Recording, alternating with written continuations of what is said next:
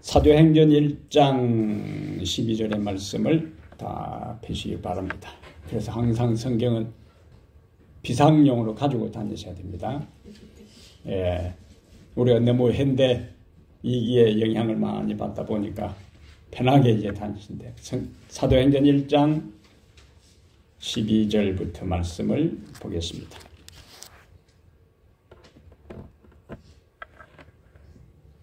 다 찾으셨습니까? 예, 사도행전 1장 12절. 제자들이 감람원이라 하는 산으로부터 예루살렘에 돌아오니 이 산은 예루살렘에서 가까워 안식일에 가기 알맞은 길이라. 들어가 그들이 유하는 다락방으로 올라가니 베드로, 요한, 야고보, 안드레와 빌립, 도마와 바돌로메, 마테와 및 알페오의 아들 야고보, 셀롯인 시몬, 야고보의 아들 유다가 다 거기 있어. 14절. 여자들과 예수의 어머니 마리아와 예수의 아우들과 더불어 마음을 같이하여 오로지 기도에 힘쓰더라. 아멘. 마음을 같이하여 오로지 기도에 힘쓰더라. 오늘은 지난 저녁에 이어 왜 기도해야 하는가 두 번째 말씀을 오늘 함께 나누겠습니다. 왜 기도해야 하는가? 왜 기도해야 하는가? 평소에 생각을 좀 해보셨어요? 기도하는데 보통 경우에 그럼 왜 기도해야 되지? 진지하고 심각하게 생각을 잘 안 하는 경우가 많습니다. 그래서 어제 시간과 오늘 시간을 통해서 우리가 기도해야 할 이유, 왜 기도해야 하는가 하는 것을 명확하게 좀 살펴보겠습니다. 우리 집 텃밭에 씨를 좀 이제 여러 씨앗들을 심어놨는데 경험상 이 배추 계통의 씨앗이 빨리 싹을 틔우는 것 같아요. 씨앗이 일반 자연 상태에 있을 때는 아무리 두어도 저절로 싹을 틔우지 않지만은 땅에다가 묻고 적당한 온도와 습도가 갖추어지면은 하나님께서 그 씨눈에다가 전기를 보내는 거예요. 그 씨눈에다가 하나님께서 생명의 전기를 공급하면은 그 싹을 틔워서 이제 자라기 시작합니다. 사람은 밭을 일구고 씨앗을 심고 물을 주고 거름을 주고, 하나님은 싹을 틔우고 자라게 하시고 열매를 맺게 하십니다. 하나님은 일방적으로 하시질 않아요. 또 우리가 아무리 한다 해도 하나님이 도와주지 아니하시면은 어떻게 할 길이 없어요. 우리 집에 있는 자두나무의 한 나무에는 보니까 거의 10년이 다 돼가는데 세 보니까 3개 달렸어요. 아마 좀 많이 열렸으면 여러분하고 갈라 먹을 수 있는데 우리 식구 3명 하나씩 먹고 나면은 갈라 먹을 것도 없을 것 같아요. 예. 그래도 옛말에 콩 한 쪼가리 12명 갈라 먹고 물에 던지니까 퐁당 소리가 난다고 하는데, 조금씩 갈라 먹을 연구를 좀 해봐야 돼요. 그 사람이 한다 해도 그 뭐 열매 달리는 거는 어떻게 할 길이 없어요. 우리가 영혼을 구원하는 것도 또 마찬가지입니다. 그들의 마음을 열고 회심하고 하나님 안에서 구원받은 열매가 되는 것은 우리가 어떻게 할 길이 없습니다. 우리는 우리의 영역에서 우리의 할 도리를 다 하는 거예요. 농사를 짓는 것도 인간과 하나님 사이의 협력이고, 영혼의 열매를 얻는 것도 인간과 하나님 사이의 협력입니다. 협력. 씨를 뿌리지 아니하고 열매를 기대할 수가 없잖아요. 우리는 씨앗을 파종하고 가꾸어야 될 책임이 있고 하나님은 열매를 주십니다. 그럼 왜 기도해야 하는가? 첫 번째는 개인이 영적으로 살고 교회가 부흥하기 위해서 뭐한다? 기도한다. 자, 따라합니다. 개인이 영적으로 살고 교회가 부흥하기 위해서 기도한다. 마커는 지금 어디 진행되는지 알아야 되기 때문에 We pray for personal spiritual renewal, 갱신이요, 새롭게 하심, and the church revival. 여기 해요 지금. Now we process this part. Okay. 기도 없이 부흥을 기대하는 것은 무엇하고 같을까요? 씨앗을 뿌리지 않고 열매를, 수확을 기대하는 것하고 똑같아요. 기도 없이 부흥을 기대할 수가 없습니다. 그럼 무엇부터 시작해야 되는가? 기도부터 시작해요. 우선 씨앗을 뿌려야 열매를 기대하는 것처럼 기도를 해야 그 다음에 나머지 진행되는 것을 우리는 뭐 할 수 있는가? 기도해야 기대할 수 있어요. 기도해야 기대할 수 있다. 우리가 초대교회 지금 사도행전 1장을 봤는데요. 초대교회 상황을 우리가 생각해 보면은, 자, 예수님이 이스라엘을 구속할 자라고 백성들이 기대했고, 예수님의 제자들도 다 예수님 이스라엘의 왕이 될 것으로 생각했어요. 근데 십자가에 돌아가셨습니다. 제자들이 공황 상태에 빠졌어요. 패닉 상태에 빠진 겁니다. 희망의 태양은 지고 절망의 어둠이 그들을 확 둘러싸고 있었어요. 근데 그러한 상황이 반전된 것이 뭐냐? 예수님께서 부활하시고 제자들을 의도적으로 만나셨어요. 그리고 제자들하고 얼마 함께 있어요? 얼마 동안? 40일 동안 함께 있으면서 제자들과 어떻게 시간을 보냈어요? 평소에 여행하지 못한 곳에 여행 다니셨습니까? 40일 동안 한 것에 대해 사도행전 1장 앞부분에 보면은 제자들을 모아놓고 다시 말씀을 가르치는데, 말씀 중에서도, 주제 중에서도 하나님 나라에 대해서 그들이 가르쳤어요. 예수님이 가르쳤어요. 하나님 나라에, 자, 그분이 곧 하느님이 계시는 천성으로 올라가시기 전에 제자들에게 다시 하나님 나라에 대한 말씀을 가르쳤다는 것은 하나님 나라의 주제가 가장 중요하다는 이야기. 하늘에 올라가시기 전에 또다시 하나님 나라를 가르쳤습니다. 제자들이 예수님과 더불어 다시 40일 동안 말씀 사경회를 하고 나니까, 이분이 이스라엘을 구원하기 위해서 온 것이 아니라 온 인류를 구원하기 위해 오셨고, 이스라엘의 왕이 되시기 위해 오신 것이 아니라 온 우주의 왕이 되시기 위해서 오셨다는 것을 그들이 깨닫게 됩니다. 그들의 마음에 이제 확신이 생긴 거예요. 이제는 이 예수 그리스도를 전해야 되겠다. 근데 예수님은 그들의 마음, 제자들의 마음 속에 전개되는 그 결심과 깨달음과 그 다짐들을 눈여겨보시면서 당장 나가라. 그것이 식기 전에 그 뜨거운 열기가 가라앉기 전에 빨리 나가서 전하라고 하지 않고 예수님이 말씀하신 것이 있어요. 제자들에게 무슨 말씀을 하셨어요? 머뭇거리지 마라. 바로 나가라 하지 않고 무슨 말씀을 하셨어요? 예, 여기 한번 보겠어요. 4절 보겠어요. 4절. 사도행전 1장 4절에 사도와 함께 모이사 그들에게 분부하여 이르시되 나가서 전하라 하지 않고 예루살렘을 떠나지 말고, 그 다음에 내게서 들은 바 아버지께서 약속하신 것을 기다리라. 요한은 물로 침례를 베풀었으나 너희는 몇 날이 못되어 성령으로 침례를 받으리라 하셨느니라. 예수님의 이 말씀에 따라서 이제 예수님이 하늘로 올라가신 다음 12절에 제자들이 감람원이라 하는 산으로부터 예루살렘에 돌아오니, 그리고 13절에 들어가 그들이 유하는 다락에 올라갔고, 14절에 마음을 같이하여 온전히 기도에 힘쓴 상황이 나타납니다. 성령을 약속하셨고 뭐 하기 전에? 나가서 전하기 전에 성령을 약속하셨고 그 성령이 임하기 위해서는 어떻게 해야 되는가? 함께 모여 기도하라.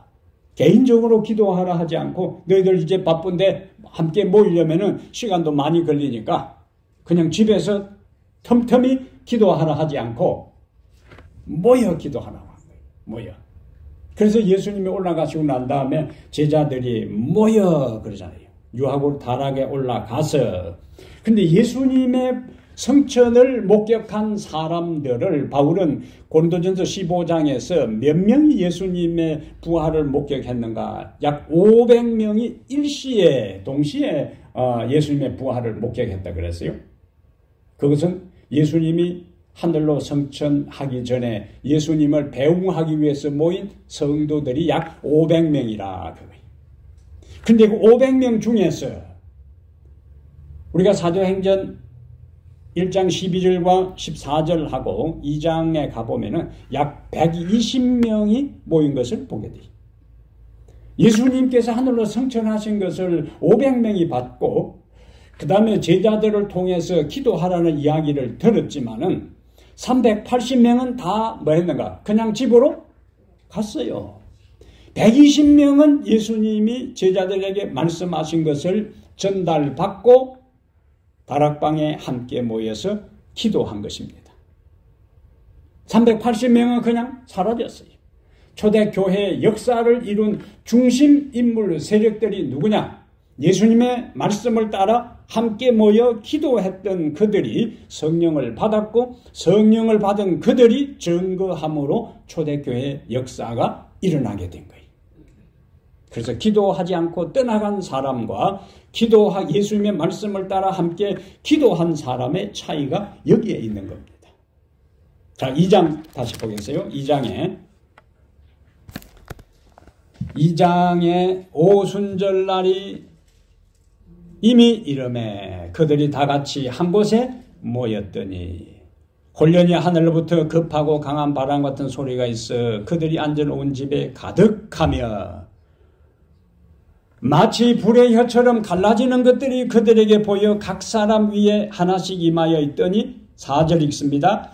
그들이 다 성령의 충만함을 받고 성령이 말하게 하심을 따라 다른 어들로 말하기를 시작하니라. 1장 15절에 보면은 모인 무리의 수가 약 120명이 되더라 그랬고 그들이 함께 기도한 것은 약 열흘 동안 기도를 했는데 9일 동안까지는 아무 일도 일어나지 않았어요. 8일 동안 기도해도 아무 일도 일어나지 않았고 9일 동안 기도해도 아무 일도 일어나지 않았고 오순절날이 이미 이름에 그들이 또 다 같이 개인적으로 기도한 게 아니에요. 사도행전에 성령이 임한 기록들을 보면은 한 사람 한 사람이 기도할 때 임한 기록보다는 다 함께 모여 한 마음으로 하나님의 약속을 의지하고 기도했을 때에 하나님의 성령이 임한 것이 반복해서 나타납니다. 따로 기도하라. 함께 모여 기도하라. 함께 모여 기도하라. 그러면 그 결과 어떤 일이 일어났는가? 자, 2장 43절에 보면은 2장 43절 사람마다 두려워하는데 사도들로 말미암아 기사와 표적이 많이 나타나니 믿는 사람이 다 함께 있어 모든 물건을 서로 통용하고 재산을 서로 나누고 그 다음에 46절에 날마다 마음을 같이하여 여기 성전에 모이기를 힘쓰는 것이 중요한 게 아니고 날마다 마음을 같이하여 성전에 모이기를 힘쓰지 않으면 쉽지 않았다는 이야기야. 마음을 같이하여 성전에 모이기를 힘쓰고 그 다음에 집에서 떡을 떼며 기쁨과 순전한 마음으로 음식을 먹고 47절 있습니다. 하나님을 찬미하며 또 온 백성에게 칭송을 받으니 주께서 구원받는 사람을 날마다 더하게 하시니라. 날마다 더하게 하시니라. 함께 모였어요. 하나님을 찬미했어요. 주변 사람들에게 칭찬을 받았어요. 그러니까 하나님께서 구원받는 사람을 날마다 가문에 콩나듯이 보낸 게 아니고 날마다 더하게 하시니라. 이 모든 일 앞에 전제된 일이 뭐냐? 하나님의 백성들이, 제자들이 함께 모여 기도했고, 그 다음에 그들이 전했고, 성령이 그들을 통하여 영혼들을 하나님께로 보내준 것을 보게 됩니다. 그러면은 성경의 부흥의 원리가 명확하게 이제 나옵니다. 어떻게 해야 부흥하는가? 어떻게 해야 살아나는가? 하는 것이 여기에 나타나 있습니다.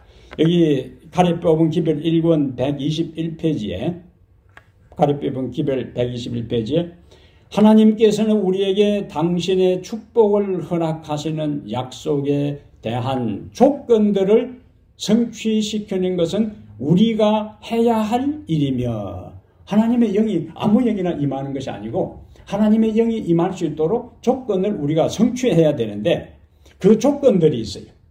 첫 번째는 죄에 대한 자복, 두 번째는 겸비, 세 번째는 회개, 그 다음에 마지막에 열렬한 기도. 자, 죄에 대한 자복, 겸비, 회개, 그 다음에요 열렬한 기도. 그러면서 마지막에 딱 마침표를 찍습니다. 신앙 부흥은 오직 기도에 대한 응답으로서 기대할 필요가 있다. 신앙 부흥은 뭘 통해서 온다고요? 기도에 대한 응답으로 찾아온다 하는 것이 하나님께서 우리에게 주신 분명한 말씀입니다.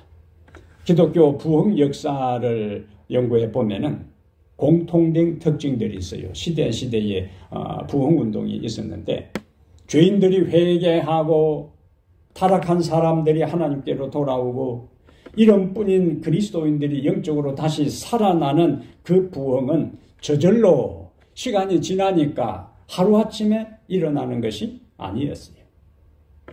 몇 사람이, 이 세계적인 부흥, 어느 지역의 부흥 운동의 공통적인 내용인데, 몇 사람이 함께 모여 기도합니다. 어느 특정한 교회가 함께 모여 기도합니다. 무엇을 위해 기도하는가? 부흥을 위해 기도해요. 그런데 그 부흥을 위해 기도하는 것이 우선은 사람들에게 알려지지도 않습니다. 누가 몇 사람 모여서 기도하는지 알려지지도 않아요. 그런데 그들은 한 마음으로 부흥을 위해서, 자신들의 부흥과 교회의 부흥과 지역사회의 부흥을 위해서 그들이 기도를 합니다. 그런데 기도를 드려도 아무런 조짐이 없어요. 그냥 사람들은 알지도 못하고 그 몇 사람 모여서 기도하는 그것이 어떤 파장, 어떤 역사를 이룰지 사람들이 모르는 거예요. 그것은 엘리야가 3년 반 동안 기근 다음에 갈멜산 꼭대기에 올라가서 기도하는데 몇 번 기도했어요? 몇 번 기도하니까 3년 반의 가뭄이 끝났습니까? 7번. 자, 그러면 한 번 기도하고 종을 보내서 구름 있는가 봐라. 없습니다. 6번 기도하고 종을 보냈을 때에 구름이 없습니다. 그럼 엘리야가 6번이나 기도했는데도 아무런 하늘의 조짐이, 비가 올 조짐이 보이지 않아. 가자, 집에 가자. 6번 정도 해도 구름 하나 없으면은 더 해발 소용없다고 집에 가자. 군대로 왔으면 끝나는 거예요. 근데 엘리야는 종이 6번 지중해를 바라보는 데서 바라보고 난 다음에 아무런 구름의 흔적이 없습니다. 조각구름 하나 없습니다. 햇볕은 더 쨍쨍 내리쬐는 상황에 다시 무릎을 꿇고 기도했을 때에 7번 기도한다. 한 번 더 가봐라. 사람의 손바닥만한 검은 구름이 있습니다. 그것을 보고 엘리야는 3년 반 동안의 모든 기근이, 가뭄이 끝나고 하나님께서 약속하신 대로 비를 보내주실 것으로 믿은 거예요. 그리고는 바로 억수 같은 소나기가 쏟아지기 시작해요. 그동안에 못 내린 것처럼 그냥 한 번에 쏟아붓는 그러한 역사가 일어납니다. 나만 장군이 요단강에 몇 번 들어갔다 나왔어요? 7번. 근데 엘리사 선지자가 요단강에 가서 7번 모욕하면은 네 몸이 여전하여 회복될 것이라 했을 때 조금씩 회복되면은 된다 이렇게 됐을 거예요. 한 번 가니까 여기 눈썹이 생기고 한 번 나오니까 귀가 빨려지고 한 번 나오니까 손가락 하나가 펴지고 하면은 얼마나 신났겠어요. 된다 더 빨리 들어갔다 들어갔다 이렇게 했을 거예요. 근데 6번 들어갔다 나올 때까지 아무런 변화가 없었어요. 여전히 그 나병 그 상태였어요. 근데 7번째 들어갔다 나왔을 때 비로소 그 살이 여전하여 어린아이의 살과 같이 건강하게 회복이 된 겁니다. 기도의 원리요. 기도의 원리. 여리고성이 붕괴된 것도 똑같은 마찬가지. 하루 한 번씩 돌고 마지막 날은 7번 돌았는데 하루 한 번씩 돌고 마지막 날 6번째 돌 때까지 아무런 기미가 없었어요. 그래, 아이고 다리 아프다 그러면 집에 가자. 해산! 그럼 끝나는 거예요. 그러나 그들은 마지막 한 바퀴를 더 다 돌았을 때에 그리고 소리 지르는 순간에 여리고성이 붕괴된 거예요. 기도의 원리입니다. 기도의 원리. 제자들이 열흘 모여서 기도했는데 9일 기도하고 해산 집에 가자 바쁜데 이렇게 했으면 아무것도 없어요. 근데 열흘까지 기도했을 때 오순절 날이 되는 순간에 하나님께서 그들에게 폭수복 같은 능력을 그들에게 부어주셨어요. 기도는 부흥이 일어날 수 있는 발화 지점입니다. 이제 온 여름 다가오면은 사방에 이제 불이 날 텐데 파이어, 와일드 파이어. 예? 근데 한 번에 사방에 불이 번지는 게 아니잖아요. 조사해보면은 어딘가 뭐요. 그 엄청난 한 달씩 타는 그 불이라도 처음부터 그렇게 된 것이 아니고 어느 한 지점에서 뭐요. 발화를 했어요. 그리고 그것이 번져간 거예요. 제가 초등학교 때 우리 동네 앞에 조그마한 산이 있는데 겨울에 아이들이 심심하고 추우니까 야 불놀이 가자 하고는 부엌에 성냥을 몇 개 가져다가 논두렁에다가 불을 붙이는데 논두렁에 불이 쫙 타고 올라가는 법 그 재미가 보통이 아니에요. 근데 어른들은 그 불놀이 하지 말아요. 밤에 오줌 둔다고 하죠. 그 소리 들어봤어요? 네.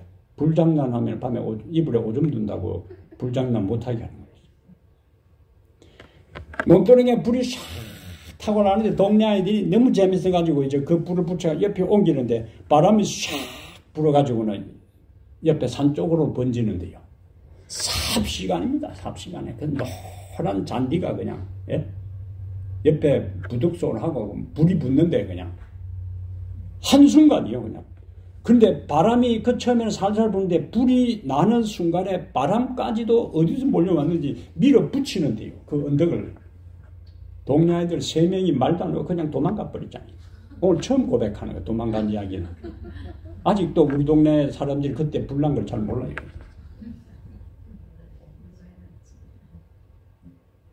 겁이 나가지고 막 죽어라 도망갔잖아요.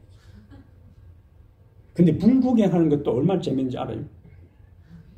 그리고 이제 이제 우리 집에 가가지고 바로 앞산이니까 화장실 이제 통시 거기서 이제 거기서 다 보니까 불이 확 타는데 불종을 칩니다. 이제 땡땡땡땡땡땡땡 이제 불종 치니까 동네 이제 어른들이 나와서 불을 끄는데 마침 그 산은 야산이라서 나무가 없으니까 불 한 태우고 해도 뭐 상관없어요. 또 그 다음 되면은 올라오고 하니까요.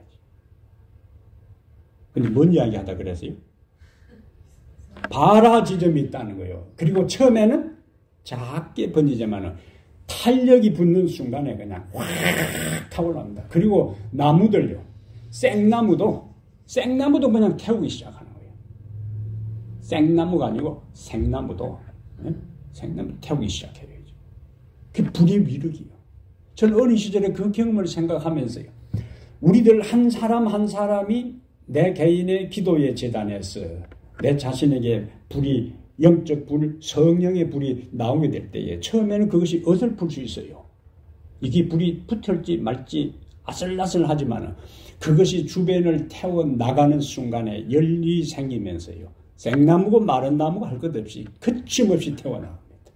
오늘 하나님의 성령의 불이 우리 마음속에서 작은 불씨로 되살아나서 내 주변을 태우고 내 영혼 속에 있는 교만과 아집과 죄악과 이기심을 다 태우면서 세상에 그리스도의 뜨거운 사랑의 열기를 전달하는 그 발화 지점이 그 누가 아니라 우리들 한 사람 한 사람 개인이 되기를 축복합니다.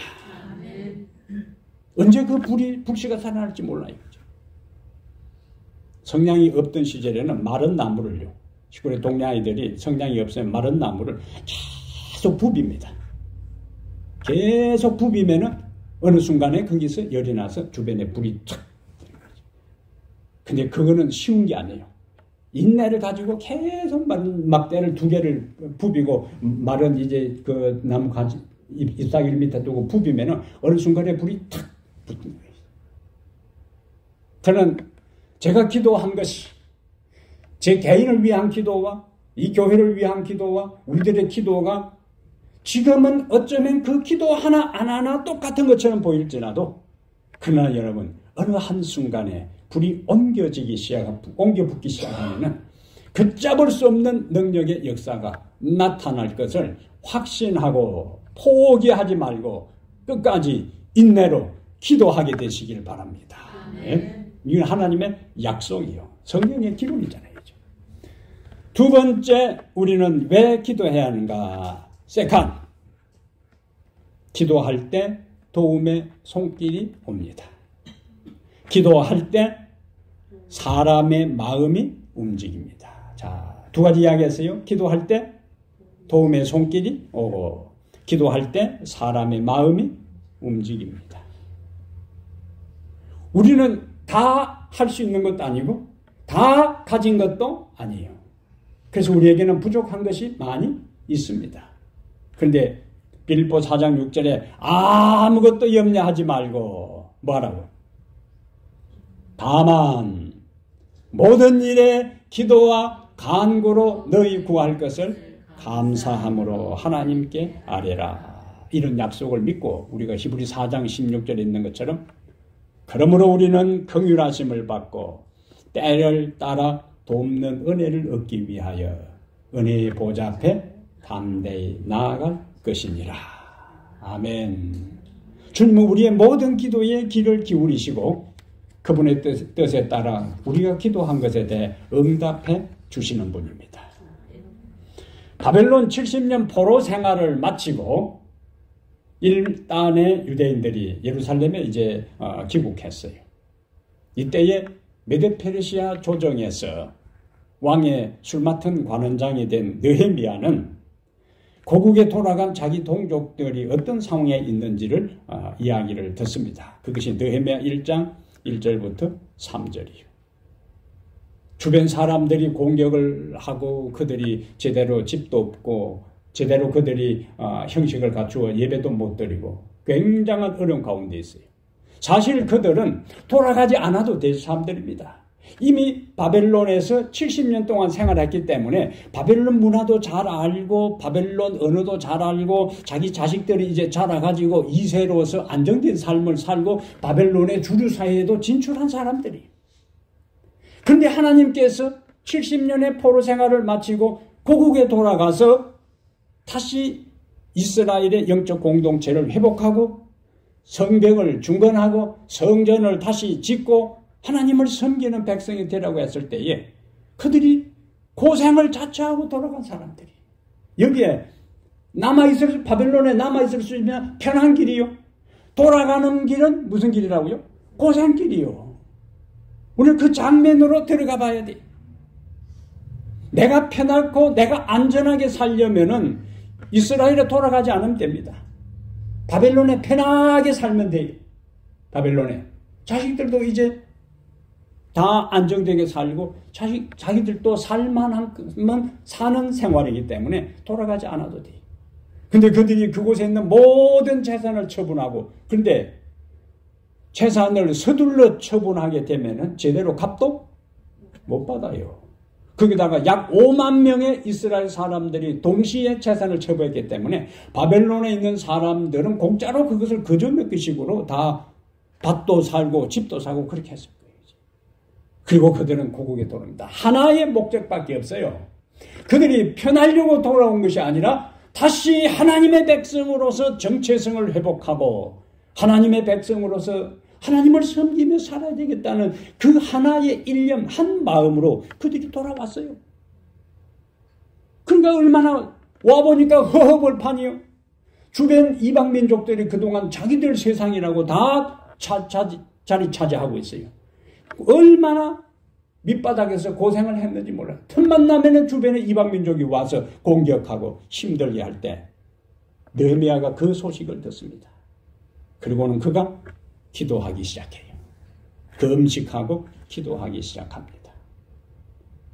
근데 하루는 기도하고 왕에게 이제 술을 대접하기 가는데 왕이 딱 관상을 보고는 너 무슨 일 있어? 근데요, 옛날에는 암살하는 일들이 많이 있었기 때문에 왕이 굉장히 경계합니다. 특히 척근, 암살은 먼 데서 공격에 들어오는 게 아니고 가장 가까이에 있는 사람들이 왕을 항상 암살합니다. 그런데 느헤미야는 주방장에서 일을 하는 주방장이기 때문에 이거는 뭐 왕의 생명과 가장 가까이에 있는 사람인데 느헤미야 얼굴이 긴장되어 있고 얼굴이 수색이 근심이 많은 거예요. 왕이 딱 보니까 이런 뭔가 어떤 꿍꿍이가 있구나. 그럼 보통 옛날에는 너 왜 그래 하면은 바로 경호원들이 끌고 가서 그냥 죽입니다. 느헤미야가 근심하여라고 반응한 이유가 거기에 있어요. 아하, 잘못하면 어떻게 된다고요? 죽는 거요. 너 나를 죽이려고 무슨 꿍꿍이 속이 있지? 그냥 하는 순간에 끌고 나가는 겁니다. 느헤미야가 왕에게 이야기해요. 우리 동족들이 고국에 돌아갔는데 이런저런 어려움 때문에 너무 고생한다는 이야기를 듣고 내 마음이 편치 못해서 기도하는 중에 있습니다. 왕 이야기입니다. 그럼 내가 너를 어떻게 도와줄까? 이게 중요한 거예요. 예? 조금 전에는 자칫 잘못하면 뭐예요? 목이 날아갈 상황인데 왕이 그 이야기를 듣고 그럼 내가 뭘 도와주지? 고대의 강력한 제국 바벨론을 멸망시킨 페르시아의 왕은 그 당시 천하무적입니다. 왕의 한마디면 모든 것이 될 그 당시에 내가 너를 뭘 도와줄까? 그때 느헤미야가요. 하늘을 바라보며 잠시 묵도했다. 그걸 저는 비상기도라고 합니다. 지금까지 느헤미야는 뭐 해왔어요? 기도해 왔어요. 근데 여러분 느헤미야가 기도를 시작할 때부터 왕이 내가 너를 어떻게 도와줄까라는 그 말이 떨어질 때까지 기간이 자그만치 4개월입니다. 느헤미야 1장하고 2장을 비교하면요. 유대 달력의 그 순서를 계산하면 넉 달이 걸린 겁니다. 성경은 그걸 다 생략하고 기도하고 왕이 묻고 대답하고 이렇게 나오지만은 4개월 동안 느헤미야는 기도한 거예요. 그동안에 하나님의 성령이 왕의 마음을 감동시키고 있었습니다. 예? 그러니까 느헤미야가 자기 고국의 사항들을 설명할 때 왕은 아무 상관없어요. 자기는 편하게 왕국에 살고 있어요. 그 소수의 유대인들이 바벨론에 계속 살지 않고 돌아간 사람들 괘씸하다고 생각할 수 있어요. 근데 내가 어떻게 도와줄까? 그런데 느헤미야는 기도하면서 그 왕에게 내가 언젠가는 이야기할 것이고 왕이 허락하면 이렇게 해야 되겠다고 딱 생각을 하고 있었지만은 내가 어떻게 도와줄까? 하나님께 묵도했다고요. 하나님, 그 순간에 짧은 순간이지만은 느헤미야가 어떻게 대답하느냐에 따라서 민족의 운명이 달려 있습니다. 그 순간에 그가 잠시 묵도하고 그 순간에 뭐 하겠어? 길게 기도하지도 못해요. 하나님 도와주십시오. 하나님 왕의 마음을 움직일 수 있는 지혜를 주십시오. 그러면서 쭉 설명할 때 왕이 느헤미야의 모든 요청을 다 들어주고 그래 내가 총독으로 임명한다. 돌아가서 너가 기도했던 그대로 성전을 재건하고 그리고 필요되는 자금도 내가 대주겠다. 무엇의 열매입니까? 기도의 열매요. 기도의 열매. 너희면은 그러한 상황으로 기대하지도 않았어요. 어쨌든 그는 덮어놓고 기도합니다. 성경에서요. 잠언 21장 1절에 아주 중요한 말씀이 있어요. 잠언 21장 1절에 왕의 마음이 누구의 마음이요? 왕의 마음이 여호와의 손에 있음이. 왕의 마음이 누구의 손에 있다고? 여호와의 손에 있어요. 마치 보의 물과 같아서, 보토랑 물이 흘러가는 그 보의 물과 같아서 그가 임의로 인도하시느니라. 유사한 이야기가 또 있습니까? 아하수에로 왕이 잠이 오지 않았어. 예? 왕이 잠이 오지 않은 거예요. 다른 때는 머리를 베개만 대면 잠이 왔는데 이날따라 아하수에로 왕이 잠이 오지 않아요. 그래서 잠이 오지 않으니까 궁중 역사를 불러서 궁중 일기를 읽게 하고, 하필 그 읽은 부분이 모르도게가 왕을 암살하려고 하는 것을 신고해서 살아남은 이야기를 읽을 게 뭐냐.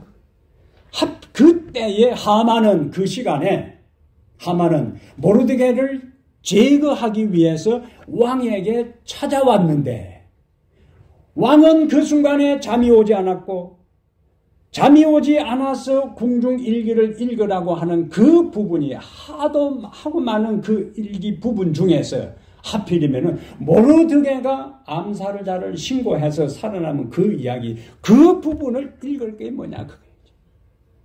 하나님의 섭리입니다. 하나님의 섭리. 애굽왕 바로가 꿈을 꿨는데 꿈을 그가 바로 해석했으면 끝나요. 그리고 바로의 점장이들을 불러다가 해석해도 끝나. 아무도 해석을 못했을 때 요셉이 등장했고, 그걸 통해서 요셉이 총리가 되고, 그걸 통해서 야곱의 가족이 애굽으로 내려오고 이스라엘이 애굽에서 성장하는 계기가 되는 겁니다. 예수님께서 탄생할 것이라고 예언된 것은 어디에 탄생할 것이라고요? 베들레헴에 탄생할 것이라고. 근데 예수님의 어머니 마리아와 요셉은 나사렛에 살고 있어요. 조산해서 그냥 일찍 태어나 버릴 때면 성경 전체가 무너지는 거예요. 그런데 그때에 가이사 아구스도가 호적령을 내려 천하로 다 호적해서 고향에 가서 다 호적을 하라.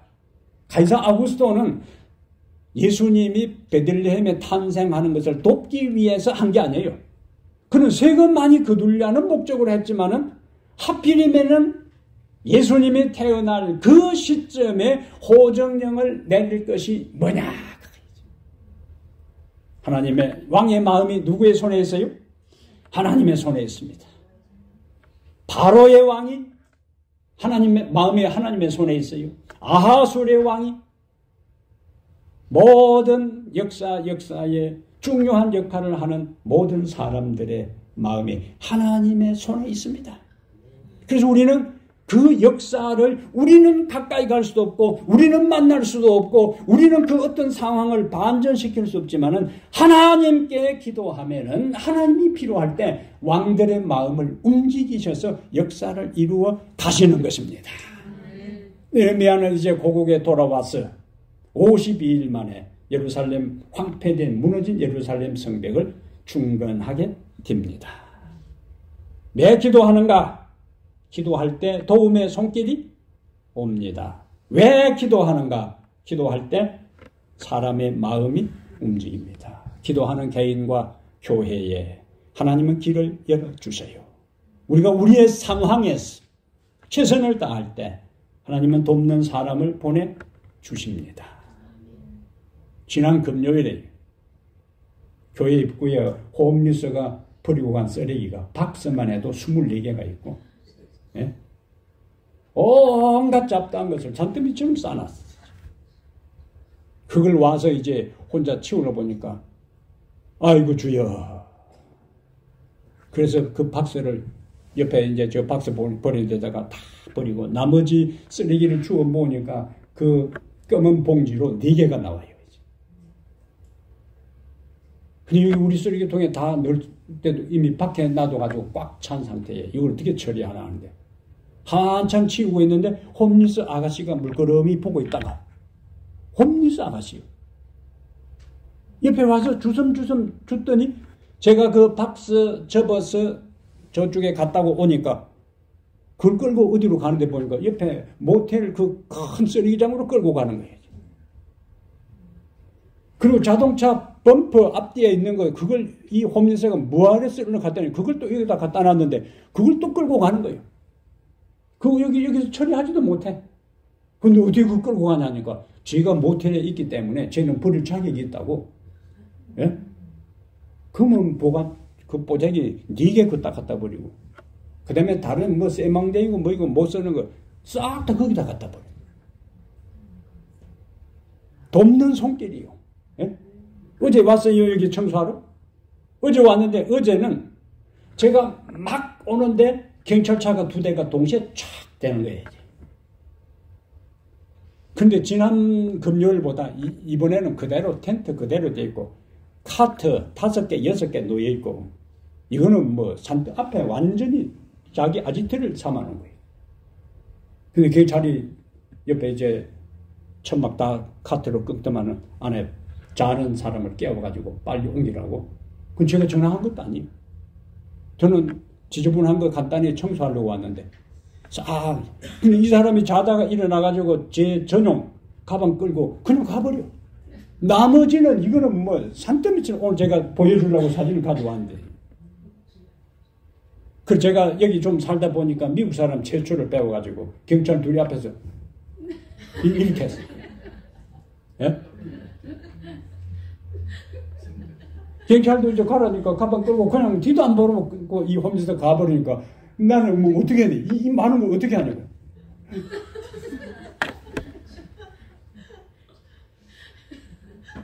그 제스처가 이 사람이 좀 오래 살아난 것 같거나 통했는지 좀 기다려보래. 전화를 어디 하는 거예요. 조금 있으니까 추락이 하나 와. 그리고 일꾼이 2명 내리더만은 노랑 잡기를 딱 있는 보니까 전문적으로 그거 치우는 사람 같아요. 싹 치워줘요. 산더미처럼 싼 거, 온갖 카트 5개에 이 사람은 좀 수준이 높은지 소파도 갖다 놓고는 예? 소파에 아예 전문적으로 끌고 다니는 이 홈디포에 가면은 밖에 4개 굵은 거 있잖아요. 위에 없이 그냥 팽지로 된 거. 그것도 갖다 놨어요. 그걸 제가 어떻게 치울 거예요? 그것까지 싹 치우고 가는 거예요. 그럼 이렇게 하면 하니까 다. 와, 얼마나 감사한지요. 예? 예? 그 돕는 손길이요. 돕는 손길. 아니, 경찰이 뭐 한다고 자기가 전화해가지고 추력 불러다가 그것까지 다 치워주겠어요. 홈리스만 쫓아내면 제 역할을 다 하는데. 불러다가 싹 깨끗. 나머지 남아있는 건 제가 정리를 하고 이제 가면서. 우리가 하나님 앞에서 우리의 할 도리를 다 할 때, 경찰이 와서 도와주고 해서 전혀 기대하지 않은 거예요. 우리가 치우는 얼마나 힘들어요. 그러나 자기들 하는 건 간단하게. 하나님이 도와주시면은 우리가 상상하지도 못한 일이 일어날 수 있습니다. 하나님이 도와주시면은 우리가 기대하지도 않은 일들을 하나님은 이루실 수가 있어요. 네? 그 옆에서 안 된다고 제가 불평하고 안실 오기 전에 뭔가 깨끗하게 해야 되는데 원망만 하고 있었으면은 뭐 하겠어요. 하나님께서 내가 설교 준비하다가 쫓아와서 교회 주변을 깨끗이 하려고 하니까 내가 도와주구만. 하나님께서 딱 해결해 주는 보면서 하나님, 이 교회의 우리의 상황에 대해 환경을 탓하지도 말고 어느 누구를 탓하지도 말고 원망하지도 말고 좌절하지도 말고 비관하지도 말고 주님 앞에 기도하게 되시길 바랍니다. 네? 그러면 하나님께서 사람의 마음을 움직이셔요. 생각지도 않은 사람이 우리를 돕기 위해서 올 것입니다. 생각지도 않은 일들이 일어날 것입니다. 그때 비로소 기도의 능력이, 기도의 위력이, 기도의 역사가 무엇인지를 우리는 경험하게 될 것입니다. 아직까지 우리가 지금까지 기도한 것에 대한 결과가 보이지 않는다고 해서 중단하면 안 되는 거예요. 마지막 역사가 일어날 때까지 우리는 엎드려 기도해야 하는 것입니다. 그러면 영적으로 우리가 살고 하나님께서 영혼들을 보내주실 것입니다. 그러면 오늘 이 한 자리 한 자리를 하나님께서 보내주신 영혼들로 차게 되는 그 역사의 한복판에 우리 모두가 있게 될 것입니다. 주보에 있는 대로 이사야 60장 22절에 그 작은 자가 천을 이루겠고 그 약한 자가 강국을 이룰 것이라. 아멘. 때가 되면 나 여호와가 속히 이루리라. 예? 때가 되면 나 여호와가 속히 이루리라. 작은 자가 천을 이루고 약한 자가 강국을 이루고 때가 되면 나 여호와가 속히 이루리라. 날마다 날마다 이 말씀을 읽으세요. 날마다 이 말씀을 읊조리고 큰 소리로 외치고 주장하세요. 하나님께서 때가 되면 나 여호와가 속히 이루리라고 하셨기 때문에 그 약속이 오늘 여러분과 내가 하나님 앞에 엎드려 간구하고 기도할 때 우리를 살리시고 교회를 부흥시키고 하나님께 영광되는 놀라운 역사를 이루실 것입니다. 그 역사를 경험하며 살아가는 성도들 되기를 주의 이름으로 축복합니다. 하나님 우리 아버지, 주님 앞에 참으로 겸손히 무릎 꿇고 기도한 적이 얼마나 오래되었습니까?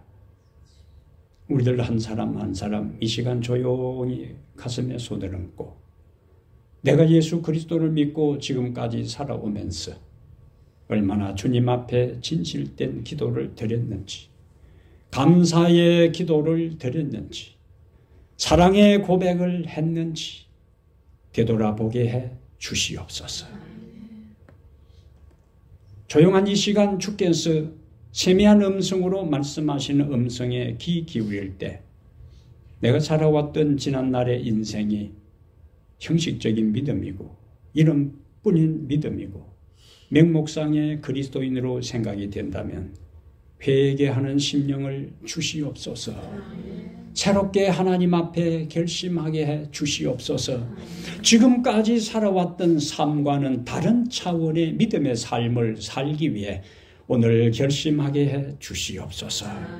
우리 하나님, 우리가 주님 앞에 기도할 때 돕는 손길이 올 것을 저희들이 믿습니다.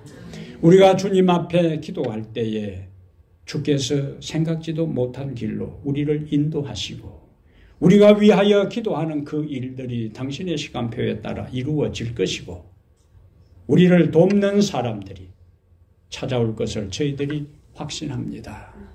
오늘 내가 처해 있는 삶의 환경을 탓하지 말고 우리가 처해 있는 우리 교회의 형편을 보고 낙담하지 말고 모든 것을 가능하게 하시고 풍성하게 부어주시고 내게 울부짖어 간구하며 기도하면 응답하시겠다고 말씀하시고 약속하시고 명령하신 주님의 약속을 따라 기도하는 사람들 되게 해 주시옵소서. 그리하여 우리들 한 사람 한 사람이 영적으로 살고 우리가 삶으로 영적 복음에 확산되는 발화지점이 되게 하시며 내가 영적으로 살고 새롭게 됨으로 이 교회가 영적으로 새롭게 되고 살아나는 교회 되게 하여 주시옵소서. 그리하여 우리의 헌신과 수고와 눈물과 간구와 애씀을 통하여 우리가 살고 영원히 살고 이 교회가 살아계신 하나님께 영광을 돌리는 바로 저희들이 되게 해 주옵소서. 우리 주 예수님 이름으로 간절히 기도하옵나이다. 아멘.